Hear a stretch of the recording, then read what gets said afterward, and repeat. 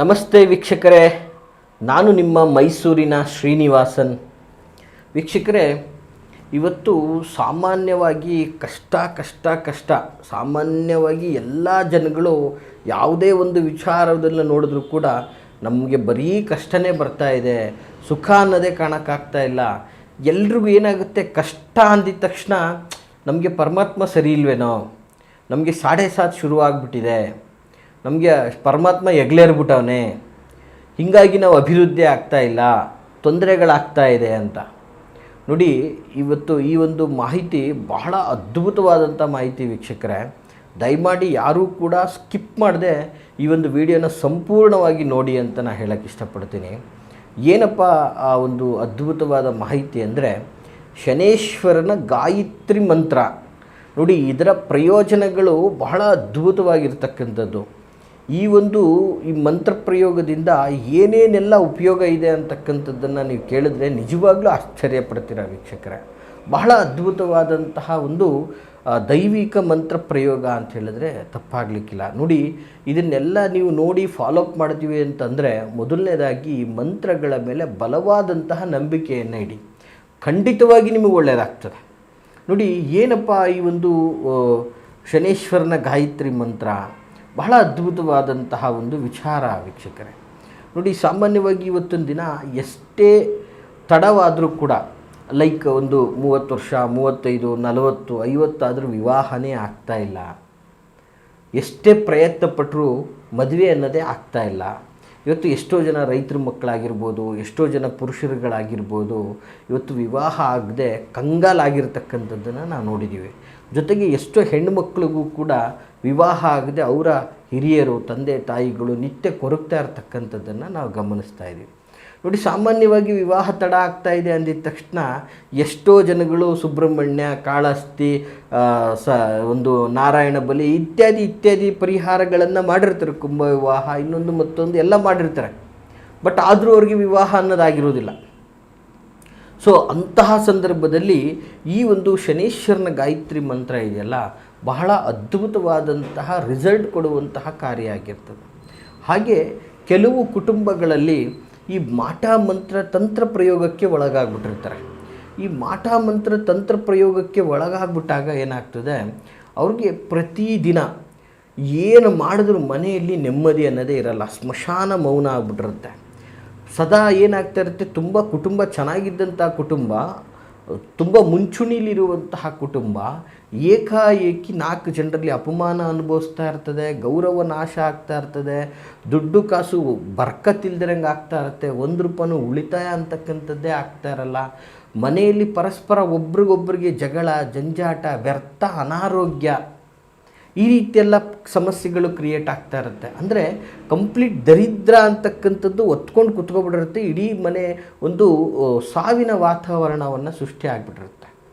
So ಜೊತೆಗೆ ಕೆಲವೊಂದು ಮನೆಗಳಲ್ಲಿ ಏನಾಗ್ತಾ ಇರ್ತದೆ, ನಿರಂತರ ದೀರ್ಘಾವಧಿಯ ಆರೋಗ್ಯ ಸಮಸ್ಯೆ.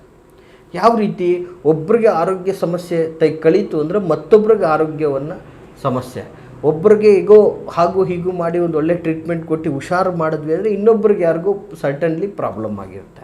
ನಿರಂತರವಾಗಿ ನೋವನ್ನು ಅನುಭವಿಸ್ತಾ ಇರ್ತಾರೆ, ಬಾಧೆಗೆ ಒಳಗಾಗ್ತಾ ಇರ್ತಾರೆ, ಧನ ಕನಕಗಳಿಂದ ವಿಮುಕ್ತರಾಗ್ತಾ ಇರ್ತಾರೆ. ಸೊ ಆರೋಗ್ಯನೂ ಹಾಳು, ಧನನೂ ಹಾಳು, ಸಮಯನೂ ಹಾಳು, ಮನಸ್ಸಿಗೆ ನೆಮ್ಮದಿನೂ ನಾಶ, ಪ್ರತಿಯೊಂದು ರೀತಿಯಲ್ಲಿ ಕೊರಗ್ತಾನೆ ಜೀವನವನ್ನು ಕಳೀತಾ ಇರ್ತಾರೆ. ಸೊ ಇಂತಹ ಸಂದರ್ಭದಲ್ಲೂ ಕೂಡ ಈ ಒಂದು ಅದ್ಭುತವಾದಂತಹ ಶನೇಶ್ವರನ ಗಾಯತ್ರಿ ಮಂತ್ರದ ಪ್ರಭಾವ ಅವರ ಜೀವನಕ್ಕೆ ಬೆಳಕಾಗ್ತದೆ ಅಂತ ಹೇಳಿದ್ರೆ ತಪ್ಪಾಗಲಿಕ್ಕಿಲ್ಲ.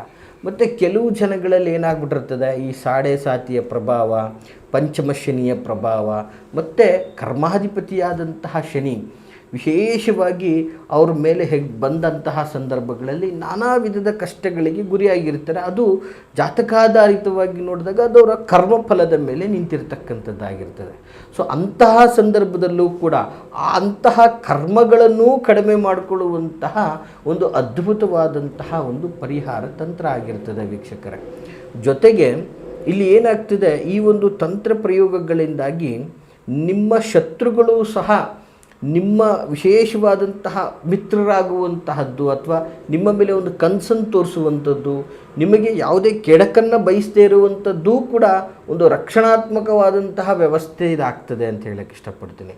ಏನಪ್ಪ ಹಾಗಾದರೆ ಇಷ್ಟೆಲ್ಲ ಅನುಕೂಲಕರವಾಗುವಂತಹ ಒಂದು ಪರಮಾತ್ಮನ ಈ ಒಂದು ಗಾಯತ್ರಿ ಮಂತ್ರ ಯಾವುದು ಅಂತಕ್ಕಂಥದ್ದು ಸಾಮಾನ್ಯವಾಗಿ ಪ್ರಶ್ನೆ. ನೋಡಿ, ಇದಕ್ಕೆ ಅದರದ್ದೇ ಆದಂತಹ ಪವರ್ಫುಲ್ ಅಂದರೆ ಶಕ್ತಿ, ಬಹಳ ಸಾಮರ್ಥ್ಯ ಇರುವಂತಹ ಒಂದು ಪ್ರಯೋಗ ಆಗಿರ್ತದೆ. ಮತ್ತು ತುಂಬ ಶಕ್ತಿಶಾಲಿಯುತವಾದಂತಹ ಮಂತ್ರ ಅಂತ ಹೇಳಿದ್ರೆ ತಪ್ಪಾಗಲಿಕ್ಕಿಲ್ಲ. ಏನಪ್ಪ ಮಂತ್ರ ಅಂತಂದರೆ ದಯವಿಟ್ಟು ನೋಟ್ ಮಾಡ್ಕೊಳ್ಳಿ ವೀಕ್ಷಕರೇ, ಬಹಳ ಸುಲಭವಾದಂತಹ ಮಂತ್ರ ಇದಾಗಿರ್ತದೆ. ಮಂತ್ರ ಸ್ವರೂಪ ಹೀಗಿರ್ತಕ್ಕಂಥದ್ದು: ಓಂ ಕಾಕಧ್ವಜಾಯ ವಿದ್ಮಹೆ ಖಡ್ಗ ಅಸ್ಥಾಯ ಧೀಮಹಿ ತನ್ನೋ ಶನಿ ಪ್ರಚೋದಯಾತ್. ನೋಡಿ ಎಷ್ಟು ಸುಲಭವಾಗಿದೆ ಇದು ಮಂತ್ರ. ಇದು ಯಾರು ಬೇಕಾದರೂ ಲೀಲಾಜಾಲವಾಗಿ ಅದ್ಭುತವಾಗಿ ಕುಂತ ಕಡೆ, ನಿಂತ ಕಡೆ, ಮಲಗಿದ ಕಡೆ ಪರಮಾತ್ಮನನ್ನು ಧ್ಯಾನಿಸ್ತಾ ನಿಮ್ಮ ಕಷ್ಟ ಕಾರ್ಪಣ್ಯಗಳನ್ನು, ನನ್ನನ್ನು ಈ ಒಂದು ಜೀವನದಲ್ಲಿ ನನಗೆ ಆಗ್ತಾ ಇರ್ತಕ್ಕಂತಹ ಕ್ರೋಧಗಳಿಂದ ಮುಕ್ತರನ್ನಾಗಿ ಮಾಡು ಭಗವಂತ ಅಂತೇಳಿ ಭಗವಂತನಲ್ಲಿ ಮನಸ್ಸೋ ಇಚ್ಛೆ ಕೃತಾರ್ಥರಾಗಿ ಈ ಒಂದು ಮಂತ್ರವನ್ನು ನೀವು ಪಠನೆ ಮಾಡಿದ್ರೆ ಸಾಕು, ಖಂಡಿತವಾಗಿಯೂ ಪರಮಾತ್ಮ ನಿಮಗೆ ಒಲಿತಾನೆ. ಬಹಳ ಅದ್ಭುತವಾದಂತಹ ಪ್ರಯೋಗ ವೀಕ್ಷಕರೇ. ಇದಕ್ಕೆ ಇತಿಹಾಸ ಇರತಕ್ಕಂಥದ್ದು. ಸಾಕ್ಷಾತ್ ಗಾಯತ್ರಿ ದೇವಿಯ ಒಂದು ಅನುಗ್ರಹದಿಂದ ಉತ್ಪತ್ತಿಯಾಗಿರ್ತಕ್ಕಂಥದ್ದು, ಗಾಯತ್ರಿ ದೇವಿಯ ಅನುಗ್ರಹ ಆಗುವಂಥದ್ದು. ಏನು ಮತ್ತೊಂದು ಸಾರಿ ನಿಮಗೆ ಈ ಒಂದು ಮಂತ್ರ ಸ್ವರೂಪವನ್ನು ತಿಳಿಸ್ಕೊಡ್ತಾ ಇದ್ದೀನಿ. ಓಂ ಕಾಕಧ್ವಜಾಯ ವಿದ್ಮಹೆ ಖಡ್ಗ ಅಸ್ಥಾಯ ಧೀಮಹಿ ತನ್ನೋ ಶನಿ ಪ್ರಚೋದಯಾತ್. ಇದನ್ನು ಜಸ್ಟ್ ಪ್ರತಿನಿತ್ಯ ಸುಲಭ ಅಂದ್ರೂ ಬದಲಿಗೆ ಒಂದು 11 ದಿನ 11 ಸಲ ಪ್ರತಿದಿನ ಇದನ್ನು ನೀವು ಮಾಡಿದ್ದೇ ಸಾಕು, ಖಂಡಿತವಾಗಿಯೂ ಈ ಎಲ್ಲ ಥರದ ಅಡೆತಡೆಗಳಿಂದ ನೀವು ಮುಕ್ತಿಯನ್ನು ಹೊಂದುತ್ತೀರಾ. ಖಂಡಿತವಾಗಿ ನಿಮಗೆ ಒಳ್ಳೆಯದಾಗ್ತದೆ. ಮತ್ತು ಇನ್ನೊಂದು ವಿಶೇಷ ವಿಚಾರ ಏನಪ್ಪ ಅಂತಂದರೆ, ನಿಮ್ಮ ಒಂದು ಮನೆಯಲ್ಲಿ ಇಟ್ಟಂತಹ ವಸ್ತು ತನ್ನಿಚ್ಛೆಗೆ ತಾನೇ ಮಾಯವಾಗಿರ್ತದೆ, ಅಥವಾ ಯಾರೋ ತೆಗೆದುಕೊಂಡು ಹೋಗ್ಬಿಟ್ಟಿರ್ತಾರೆ, ಏನೋ ಒಂದು ಆಗ್ಬಿಟ್ಟಿರುತ್ತೆ, ಅಂಥದ್ದು ಕೂಡ ಈ ಒಂದು ಮಂತ್ರ ಸ್ವರೂಪದಿಂದ ಬಹಳ ಅದ್ಭುತವಾಗಿ ಸೂಕ್ಷ್ಮ ತಿಳಿಯುತ್ತೆ ನಿಮಗೆ. ಅದು ಕೂಡ ನಿಮಗೆ ಖಂಡಿತವಾಗಿ ರಿಸಲ್ಟ್ ಕೊಡುವಂಥದ್ದಾಗಿರ್ತದೆ ವೀಕ್ಷಕರೇ. ಈ ಒಂದು ತಂತ್ರವನ್ನು, ಮಂತ್ರವನ್ನು ಭಕ್ತಿಯಿಂದ ನೀವು ಮನದಲ್ಲಿ ನೆನೆಸ್ಕೊಂಡು ಮಾಡಿದ್ದೆ ಆದರೆ ನಿಮಗೆ ಖಂಡಿತ ಜಯ ಆಗ್ತದೆ. ಸಾಕ್ಷಾತ್ ಶನೇಶ್ವರನ ಅನುಗ್ರಹ ನಿಮಗೆ ಸಿಗ್ತದೆ ಅಂತ ಹೇಳಕ್ಕೆ ಇಷ್ಟಪಡ್ತೀನಿ. ಈ ಮಾಹಿತಿ ತಮಗೆಲ್ಲ ಖಂಡಿತ ಇಷ್ಟವಾಗಿದೆ ಅಂತ ನಾನು ಭಾವಿಸ್ತೀನಿ.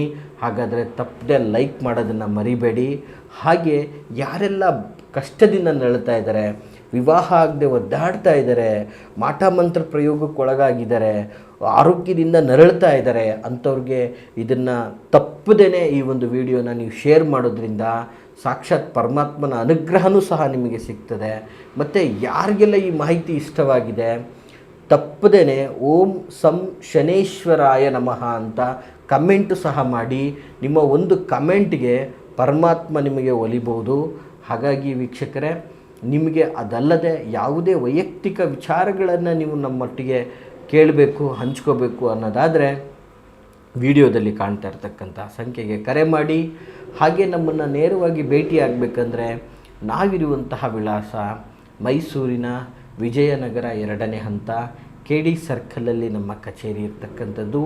ಇಲ್ಲಿ ತಾವು ನಮ್ಮನ್ನು ಬಂದು ಭೇಟಿಯಾಗ್ಬೋದು ಅಂತ ಹೇಳ್ತಾ ಎಲ್ರಿಗೂ ಶುಭವಾಗಲಿ. ನಮಸ್ಕಾರ.